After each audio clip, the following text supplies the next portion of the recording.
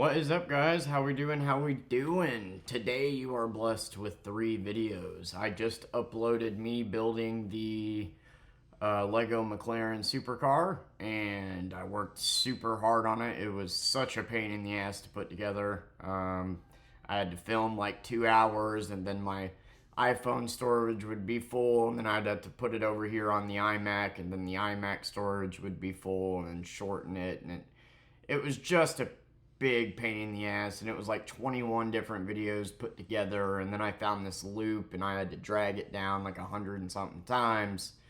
I know it's an hour and a half, and a lot of the Lego building videos you'll find on YouTube are only like 10 minutes, but I actually like that it's kind of longer because you see every part put together. I think it's worth a watch. I think the music loop I found is pretty cool, and I'm proud of it. I'm proud of the video, but this video is to review the Lego Supercar. So, alright, so here she is in all its glory. It took 30 hours, which is an embarrassingly long time. It's only like 4,000 pieces, but I'm such a perfectionist that like every step I did, you know, I was double, triple checking, making sure that everything is correct. This was a hard build. This was, dude, like, Lego Technic cars are hard anyway, but this one's supersized, and it was hard to build. By the end of it, I was definitely, like, getting pissy and getting to a point where I'm like, okay, I just want to be done with this. Like, it has so many guts. Like, that's the thing about it, is like the outside, once you get the structure built, whatever, the outside is easy. You know, these parts were easy to build. It's the engine and everything in between. So let me show you guys all of its features. So this pops up and has a little holder like that. These are butterfly doors, so they open diagonally.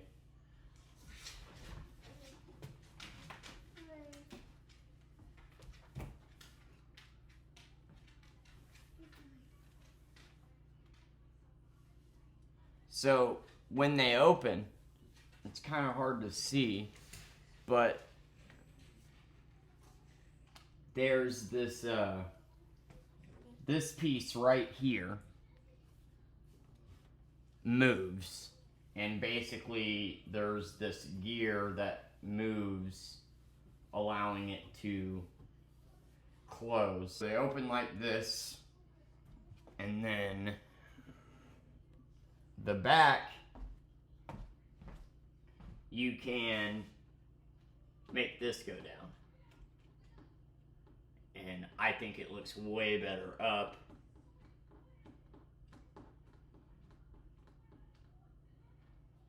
So, those are all the pieces. The inside of it, I can't really get you a good look at the seats. There we go. And then it comes with this little sign and then a little briefcase for some reason. I don't really know why, which I think you can actually just kind of throw in here. But yeah, comes with a little briefcase. It is super cool. I like these features. The doors, I think, are a little bit of a pain in the ass. Like, well, this one's being super easy and nice. Like, there's a clear spot where this is supposed to go, and ideally, it just shuts like that. I don't know why it was being a pain a minute ago, but that is the McLaren P1. It is huge, and I don't know, as far as the money goes, I would say, like, so it comes out at about $450, and I got 30 hours of time out of it, which comes out to about $15 an hour that you're paying to build it, looking at it like that. I do think it's worth the money. I wish it was maybe $100 cheaper. You know, because normally it's like 10 cents a piece. So if something's 5,000 pieces, it's $500. These are only, 4,000 and it's 450. So I don't know if if it just has unique parts. That's probably what it is. Like the gears, probably more expensive parts to produce. But other than that, man, it's a beautiful little car. It's got suspension, which is fucking crazy.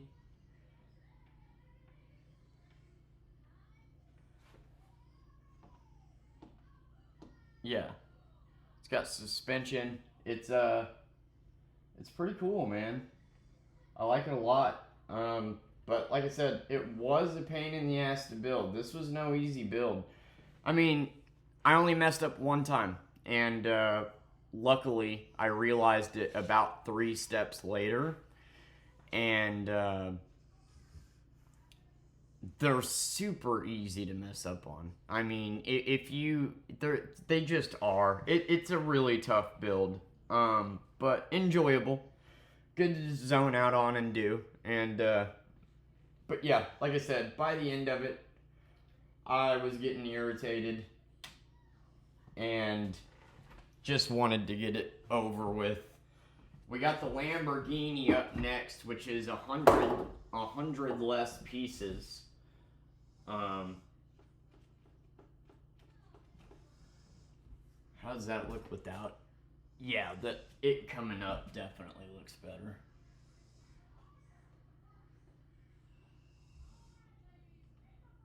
Bam. I love that. I think that's the coolest feature on it. But yeah, I do like the butterfly doors. I wish it would consistently shut every time.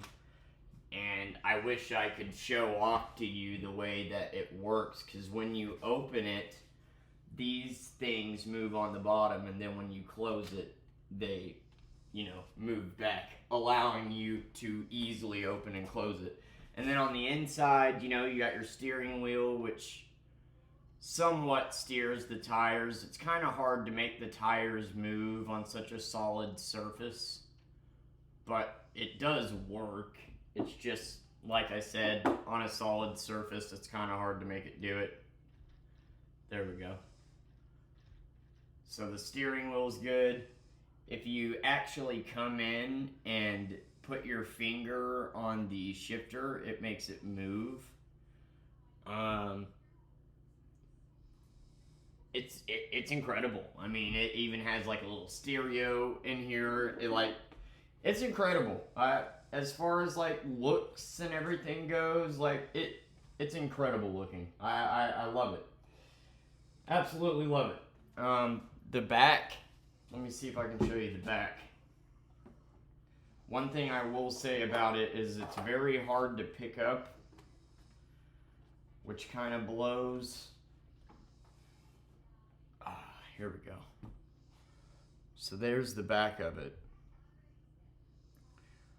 You got the lights, which are basically just these rubber wires, and then the engine. Also, these raise up if you want them to. And then deep down in there, you can't really see it, is the engine, which I figured would play more of a part because there's literally a gear that makes it, I guess, whenever you roll it. Yeah, that sounded good. It's a really cool looking car. It's huge. I don't know if you can tell how big it is, but it's as long as my freaking arm. So it's very big. And yeah, it's cool. I'm looking forward to the Lamborghini more, actually. I like McLarens more as cars, but I'm more looking forward to the Lamborghini because I think the Lamborghini with its gold rims and colors actually looks a little bit nicer. But this is the new one. So as I said, they come out with Lego supercars every 2 years. And so there's a blue Bugatti, a red Ferrari, and I guess a Porsche. I don't know what color the Porsche is. I just read about the Porsche. But for Lego enthusiasts out there, you know, I think if you're looking for a challenging build, this is totally worth it. Is the price justified? Like I said, I do wish it was probably $100 cheaper, but I do understand that when putting it together with all the gears and stuff involved, that it's gonna be expensive for a reason. Cause dude, there's a part over in here that literally has like 20 gears together, which is what makes the doors move, which is what operates that. Pretty cool thing. I'm into it. It was able to make me get through my week. I know I haven't made a whole lot of videos talking about my week, and that's because we've basically been, you know, stuck at home. We're actually getting a snowstorm right now that's went from being a 1 to 2 inch snowstorm to now we're expecting 6 inches, which is a pretty big snowstorm for us. So we're gonna be stuck, and I haven't been able to work, so I don't really have fascinating days to talk about. But yeah, I love the suspension on it. I love that that's a thing. That's fucking cool. Yeah, it's just all out around well built, well designed. Good job by Lego with them. I like the way the headlights look, and that, yeah, it's a Technic car, you know. If you built them, I feel like you built them all, but this was my first supercar. It's just bigger in scale. Gigantic pain in the ass. But it's fun. It's definitely nice. I'm hoping that one day these things will like pay for her college or something, you know, because I got the Titanic. I got a tower that I've been waiting to talk to you guys about because it comes with a story, and now 2 supercars, and I plan on getting all of them. I want the Bugatti for sure. The blue Bugatti is pretty as hell, and yeah, that's what I've been working on. So as far as reviews go, I'm pretty happy with it. It was a pain for sure. There were a couple parts that are difficult, and I hate parts where you gotta, like, I don't know, say you've built a big portion of it and you gotta press the pins into it or something. It's very easy if you use too much force to just like loosen up the other parts or make it crash apart, and I just get nervous working on these, so that's why it ended up being 30 hours. I'm sure somebody could build this in 15 half the time. And then another reason why the video I put out building it was such a pain was because, you know, I got to get up all the time, so I had to edit out every time I got up, and that shaved off 15 minutes, which if you times that by 20 means that out of all the filming I did, there was like a solid 3 hours of me just getting up. So I had to cut all that out, layer the music over it, and now you got this beauty. Mwah! Good job, Lego. I'm going to get to working on the Lamborghini, and I hope you guys enjoy the video. Go check out the building one. I know it's long, and it might get boring, but skip around, because, like, the guts, man, the guts, like, I can't explain enough to you how, like, not hollow this is. There's so much inside here. Like, it's crazy. But yeah, that's the McLaren P1 out of a review. Like, I don't know.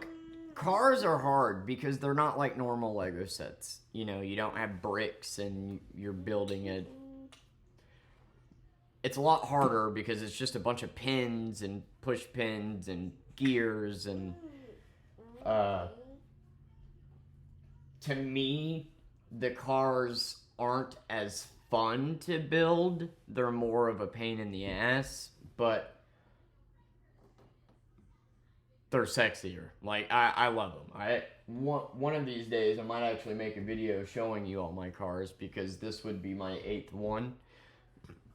But yeah, definitely the largest one I've tackled. And then I actually want to show you the box too. Hold on just a second. So one thing I absolutely love about Lego is the unboxing. They have such a cool unboxing experience. They really go all out with their boxes here, and I didn't really get a chance to show it on video. But when you open the box, this is what you're greeted with.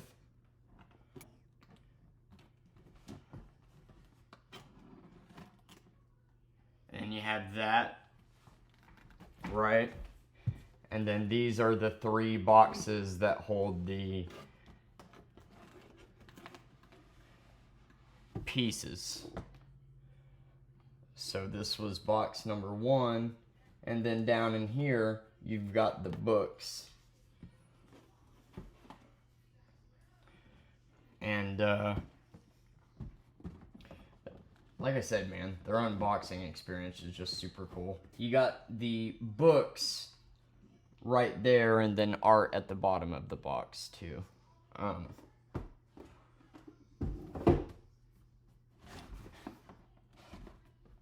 these flaps actually come out and come off. I think the boxes are super dope.